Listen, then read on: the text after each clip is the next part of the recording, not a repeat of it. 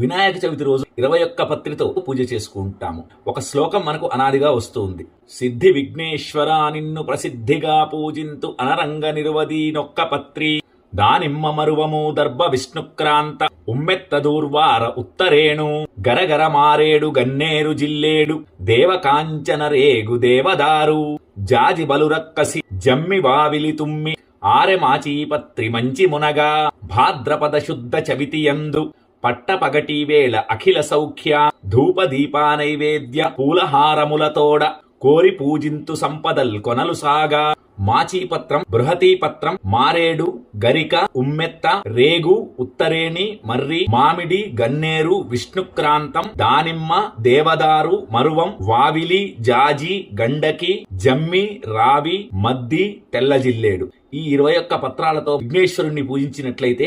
మనం కోరిన కోరికలన్నీ కూడా నెరవేరుతాయని